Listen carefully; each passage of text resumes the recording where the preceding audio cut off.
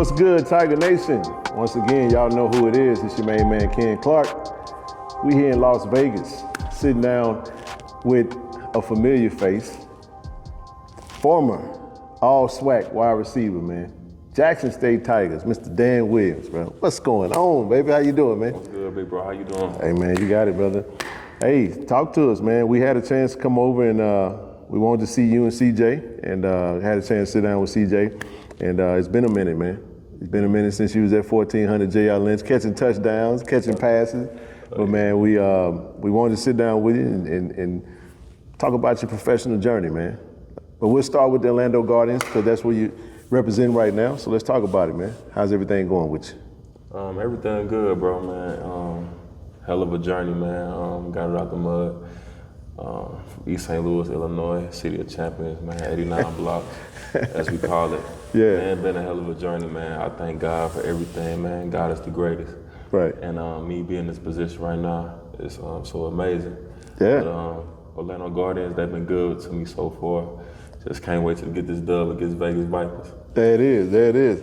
East St. Louis, shout out to him, man. Yeah. He had a former teammate, I think, Lamontinez Ivy. Oh, yeah, Poppy. Yeah. Yeah, Hey, shout out to Ivy, man. Yeah. You know, East St. Louis, man. You would say City of Champs, huh, bro? Yeah, City of Champions. There it is. But man, let's talk about it, man. So, you finished up at Jackson State. You know, it's been not too long ago. And then, where'd you go from Jackson State? Let's talk about your NFL stint, and then kind of who all jerseys you put on since you took off that Tiger jersey. Man, actually,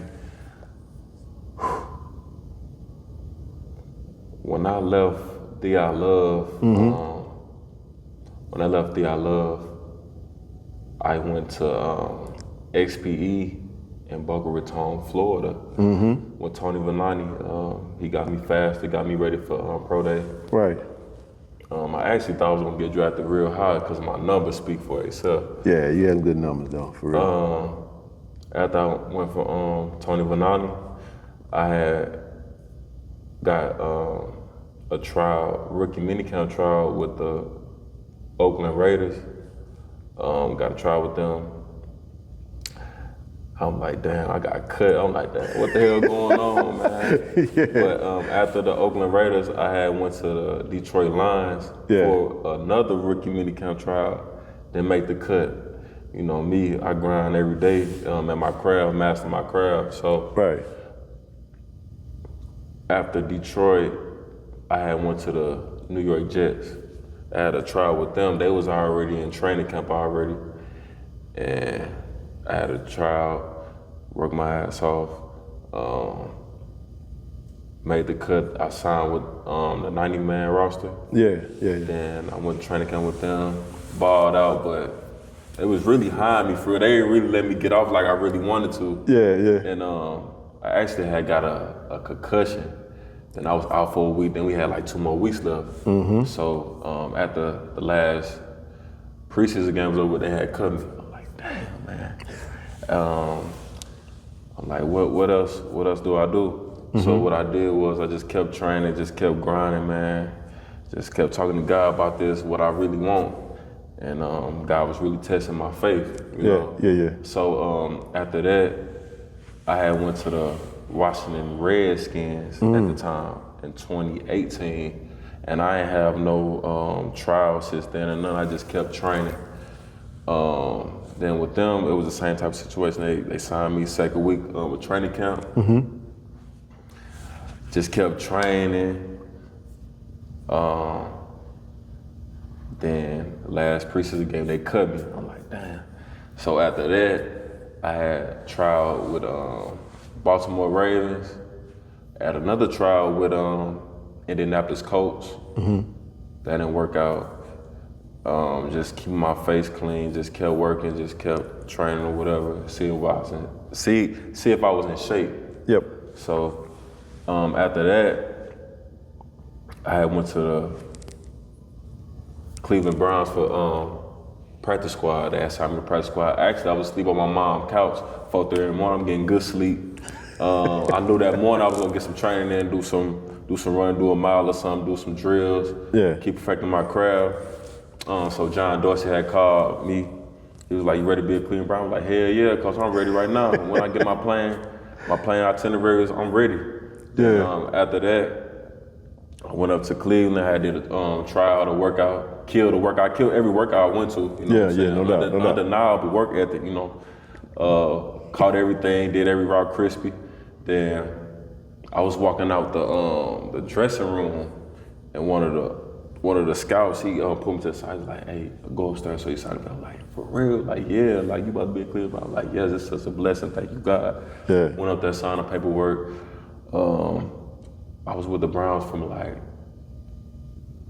I would say December 1st, 2018 to like March 2019. Had cut me, then brought Odell in. I'm like, "Oh, I can't. That's Odell. Like, this part of the business. Like, I can't. I can't even get mad. Like, he the truth. Like, I can't get mad at that." I said, one day my time gonna come like that. Then after the Browns, I went to Seattle Seahawks. Yep. Then with the no, let me take that back. I had went to the Memphis Express in the Alliance League. Okay. I went to them. I had balled out after I got cut from the Browns. I only played like 4 games, then they had shut down the league. So after that, I went to the Seattle Seahawks. Went to the Seahawks. I had a workout with them first, then they brought me up to training camp like some months later. I had made the cut. I was with DK Metcalf. At the time, Russell Wilson and all those guys. And Pete Carroll had a write-up about me, said this kid could like possibly make the 53 because he making hella plays. And they had cut me and brought another receiver in, but that's part of the business. I couldn't get mad at that. Then after that stint had happened, I had went to the XFL workout 2019 in St. Louis, Missouri.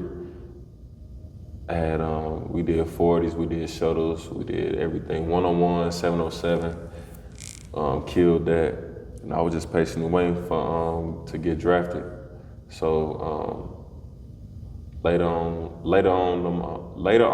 that year, I think it was like 2019. They had a draft around October, and I went to Atlanta, and they had called my name in the open draft. I didn't get drafted in the regular draft. I got drafted in the open draft, like picked up off the street. So I know I had to prove myself. Like, oh yeah, they trying me. Like I ain't that type of player. Like I'm that dude. You feel me? So they had called me like. Tampa Bay Vipers. I'm like, thank you for the opportunity to coach Mark Trestman. And I went there and I done my thing. I was the number 2 leading receiver in the whole league, the number 1 5 overall player in the whole league. And really, I was the last dude on the depth chart. I had worked my way up, and I was the number 1 guy. So perseverance, like CJ had said before, I just kept working. It just kept putting God first. And after that, COVID had happened. I played 5 games, COVID had happened. Then after that, COVID happened. Then I sat the whole 2020 out. Really, then I had went to the spring league in San Antonio, Texas. I had killed that. I was the number 1 receiver in the league. In that, but they ain't give me my first shot after that. So I had went to the CFL, Canadian Football League in 2021. I was on P Squad the whole year. I only probably got about 2 games for real. Yeah. I'm like, bro, they trying me, bro. Like, I'm bombing these cats at practice. Yeah. You know, so, I mean, it is what it is, but I never lost my faith. And after that, 2022, I ain't play no football 2022. I was just training. I ain't work no job or nothing. I was just training and stuff like that. Then now we're here, interviewing with you. Man, that's a heck of a journey, man. I mean, the thing that comes to mind when I'm listening to you say that, like what keeps you motivated to keep going? Like, is it you've had a lot of no's. Probably more no's than yeses, right? Yeah. The way you. Yeah. But what is it that makes you keep going and saying, you know what, I can do this? I would say, bro, my environment, the way I came up. Yeah. It's like you see so much bad, and you want to get some great out the situation. Right. And my family, they molded me to be the man I am today. Shout out to my mom and dad. No doubt. My grandparents, my aunties, my uncles, and my parents as well, just keeping me focused, keeping me out the streets. And that's really it, bro. And just like I do my research, I do my homework. So looking up to Jackie Joyner, Terry Hawthorne, my cousin Kelvin Rogers, Kellen Winslow, Miles Davis, and the list goes on. And I was just like, how can I be like them or be greater than them? Yeah. And all of them had work ethic. You know, all of them had work ethic, all of them had drive. And that really was it, bro. They just wanted to be the greatest at their craft. So I just told myself, man, one day I'm gonna be the greatest at my craft in the NFL. I know I'm gonna get my fair share and go into the NFL and being that guy, like I was at Jackson State. Absolutely, man. Jackson State, I'm glad you mentioned that. Let's talk about it, because that's the key, man. That's the lug that connects us, man. That's why we want to sit down with you, right? We care about our Jackson State Tigers in uniform and out. You know, you're still playing, you're still following your dream, and we wanted to talk to you. We wanted to see how you were doing. Well, let's talk about your time at Jackson State. You know, you coming out of East St. Louis High, you know, and doing your thing, right? Let's talk about your recruitment process and kind of how Jackson State was so lucky to get your services and you accept that scholarship and say, I'm going to Jackson, Mississippi. Let's talk about that. Man, bro, it was a long journey, bro. Like you just said before. Actually, I'm a reverse all the way back. Let's do it. So, Coach Sunkett, I love you for this. So I was recruited like mid-major at the time. I really didn't get my first share at East St. Louis High School until my 11th grade year. Okay. It was really like a learning curve for me. Like I had to stand behind guys like Keontae Minor, Glenn Faulkner, Duke Robinson, Isaiah Doss, Lamontiez Ivy. Got a chance to play with Ivy. Who else? That's really about it. And it was just tough, bro. Like East St. Louis program, bro, that's like hard nosed. We like powerhouse. We like the top of the top, cream of the crop, you know? Yeah. So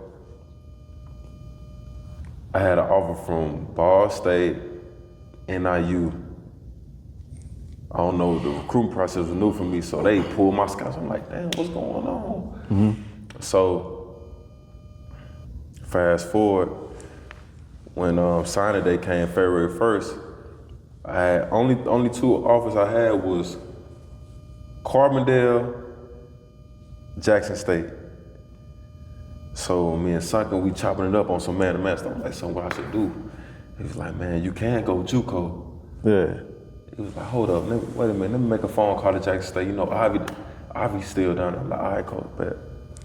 So he called Coach Comegy. Yeah. Like, Comegy, I got a receiver for you, got a returner for you. He that dude, like, he can turn the team around. It wasn't even like a minute later, bro. Comegy said, we need him. We give him a full ride. I thank you, Coach Comegy, for the opportunity. Shout out to Coach Comegy, man. Playing at Jackson State. I was like, yes. So Carbondale was calling my phone. I was like, no, I'm finna go to Jackson State. I'm signing up. Oh, man, Ivy finna go fed. Like, me and him finna do our thing. Right. So once I signed with Jackson State, bro, everything else was history. And man, bro, when I was at Jackson State, when I first came to Jackson State, it was a learning curve again. Yep. Went on a visit, 1400 Gerald Lynn Street. I'm like, man, it's different. They doing the what's the dance? Whatever they be doing, they be whatever. But yeah, they was Mohead doing, swag. yeah, mohead swag. I'm like, man, this stuff different, bro. This ain't like how we do it at the crib. Right. So that was different. It was just the whole culture was different, bro. Like the plaza, they had the yard, they had the Greek life. Yep. Everything was different, like slang was different. I'm like, yeah, this gonna be different. I love it though. It's like slow motion, it's cool, laid back. Yep. Like, yeah, I'm finna be a star here. I already spoke it to existence. Yeah. So coming to the summer, I went to summer school. That was a learning curve for me too as well. But I had to lock in on my books. That's very important. You gotta get your education. I had graduated in 3 years. College education, my bachelor's degree. Absolutely. Just kept working in them books. Went to summer school every year. But going back to my freshman year, I was late a lot of times too, bro. Like it was very different. It wasn't like East St. Louis, like Coach Son gonna pat you on the back or like you the dude, so he gonna let you. Nah, it wasn't like that at Jackson State. You had to get on your stuff, or you gonna get your spot tickets. Always somebody else coming up about to take your spot. I'm like, hell nah, not my spot. You ain't finna take my spot.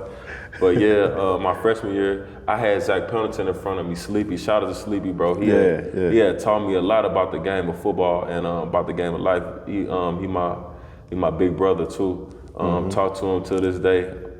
And freshman year. Was in the shadow of him. He balled out. He had 1,000 yards too as well. And we lost against Southern. They so trash. But I agree with that. yeah. But my sophomore year, that's when I really took off. Right. I had put my work in. That spring, I already knew the ins and outs of the school, how it is with football or whatever. Then I went for 1,000 yards my sophomore year, and I competed with Dak Prescott in the Connolly Award. I came in second to him. I lost by like 90-some, 100-some votes. Wow. I'm like, damn, bro. Then I seen Dak. I'm like, bro, this man finna win the Heisman. I came in second to him. I know I'm finna go to the league now. Yeah. So sophomore year to go as planned. Had got a new coach. Thank you, Coach Harold Jackson, for the opportunity as well. He had taught me a lot of stuff about the game of football too and about the game of life. He was like a father figure to me too as well, mentor. I talk to him to this day too. Then junior year came, did what I done my sophomore year, but I was playing with pneumonia. Actually, y'all probably don't even know that. I played with pneumonia, and I just fought through it. I was like, man, I ain't finna sit out no games. I can't even do it. Like my team needs me like to win or whatever. I couldn't be selfish, so I just kept fighting through the pneumonia. It was tough though, but I just, it is what it is. Then we lost against Alcorn at the crib. I don't like Alcorn either. Then pushing to my senior year, they fired Coach Jackson. During my junior year, man, that was crazy. They fired Coach Combidge and Coach Jackson, bro. Two great individuals. Yeah. I don't know what that was about, but my senior year came. We got Coach Tony Hughes from Mississippi State. It was very different. He ran it like the SEC, which we needed. But it's like, bro, like this Jackson State, this ain't the SEC, bro. Like you tripping. But yeah, it was real different though, bro. I'm like, this man be trying to run it like the SEC. Then he talking about Dak Prescott.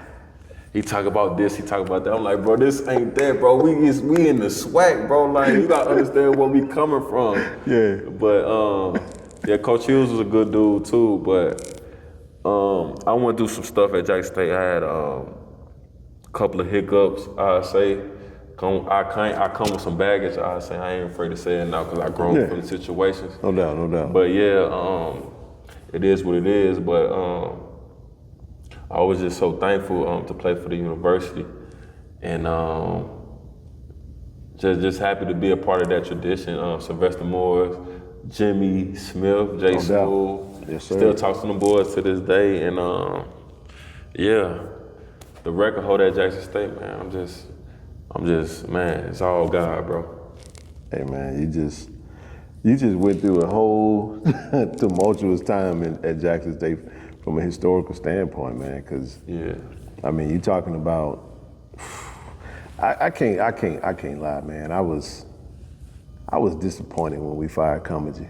2013, I got a call, you know what I mean, and I'm in Austin, Texas, and I'm Right. like, what? But you know, the rest is history, man. And then that following year, Cumbergy beats us. He go to Valley and they beat us. Man, that hurt so bad, bro. Yeah. Then you know what's so crazy? Yeah. They had, bro. They were so trash, bro. Man, then the dude, he put the pitchfork in the emblem in jail. I'm like, oh, bro, Yeah, you it was tripping, bro.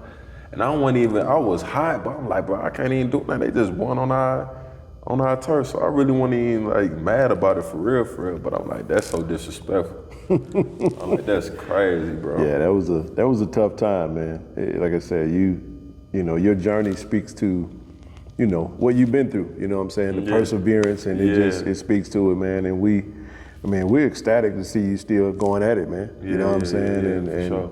we definitely wanted to talk to you, man, and hear from your own words, because we weren't doing this when you were playing, and not in this capacity, you know. And you know, now we started Tiger Talk with the 1400 Club podcast with the University 2019. Shout out to D. Corsi. And then, you know, me being a co-host of that, and we also, this is being an extension of that, which allows us to kind of deviate a little bit into other spaces, man. So now we're trying to chronicle those stories that we didn't get a chance to capture at that time. We knew about it. I mean, you know, we're relying on, I mean, the world's just so different now, man. Yeah, it's it all, is. you know, It's evolving. yeah, it is. So, I mean, those stories got to be told, and it's always good to talk to our JSU Tigers that speak to that experience. I want to talk about the XFL real quick, and I won't take up too much more of your time. You went through the Alliance League, and that kind of came to an end. You know, it's good to see The Rock Johnson and Danny Garcia bring back the XFL, and you see them put a lot behind this. What's your thoughts about the league so far? Do you feel confident that that it's going to be sustainable this time? Because we hope so. I mean, it's great to get football year round, we feel like, you know what I mean? You see it in the spring, and then you have the NFL, but what's your thoughts on that since you've been a part of it this far? I feel like they are doing a great job right now, because in 2020, everybody was in their own cities, located in their own cities. So we'll have a game away. We'll fly out to like New York, and we'll fly back. So I feel like that was a lot of money. I feel like how they doing it now is better, because everybody flying on the same charter flights, American Airlines, and we all stationed in one city, Arlington, Texas. And I feel like that's better, and just saving money as a business woman and businessman. So I feel like it's great, for real. Now, when you say Arlington, Texas, you're saying that all the teams are? Yeah, all the teams stationed in Arlington, Texas right now. Wow. In Dallas, in Dallas area. Wow. Yeah. But when you guys play, you go play the game in the cities, whether it be a home or what. Right, Got it. That makes sense. Saving a lot of money. That's an interesting dynamic. I wasn't aware, because my thoughts were, you know, and I don't mind revealing my ignorance, I thought you were living in Orlando, honestly. I'm like, you know what I mean? Yeah, but that's pretty cool. They trying to play it safe. I don't blame them, though. That's how business is. They trying to play it safe and save their money, save their bread, so they can do it next year and another year after that, so they can keep building on the foundation. But it's still cool though, because you know you represent Orlando. So you guys are playing Orlando, right? But you're playing in Orlando, meaning everybody's going to go to their respective areas and play that game that particular weekend there. Right. That makes sense. That's actually pretty genius when you really think about it. It's different. It is. They weren't doing it like that in 2020. We have our own facilities. We have our own flights, our own hotels. It was, man, that's a lot of money, bro. You know what? And then too, it's simple. You know, simplicity. And simplicity is one of those things where, as far as the NFL and the scouts, everybody can come to one location and kind of, I'm assuming, meet with everyone. So that's actually relatively convenient, as well as, you know, catch a game here and there. So what do you think you've done thus far? You know, what have you shown since you've been with Orlando? Man, you know how I'm coming, bro. And I shown grit, I shown tenacity, I shown IQ, bro, passion, Yeah. dog. Like, I shown everything. I'm just waiting for my opportunity to showcase my talents, and I feel like tomorrow is gonna be displayed. Man, well, listen, we appreciate you for making a little bit of your time to sit down with us so we can, you know, get a chance to talk to you, bro. You know, I ain't seen you and it's been a long time, man. Yeah, for sure, bro. But nevertheless, man, again, you know, just like we did for CJ, we give you the speaker, man. It's your time to address Jackson State, man, in the city of Jackson. You know, we're gonna give you your chance to address them, and then we'll close it out, man. Thank y'all, love how y'all doing, man. I'm thanking for the opportunity, man. Just giving a kid like me from East St. Louis, Illinois, City of Champions, 89 blocks, an opportunity, man. And that's really it, man. I thank you, God, for y'all and Jackson University, man. 1400 Gerald Lynn Street, man. Appreciate y'all, man. Do y'all love, for sure. There it is, man. Hey, y'all know what it is, man. Dan Williams, we appreciate you, brother. As always, be our love, baby. Go Tigers, baby. Yeah, go Tigers. Right. Yup.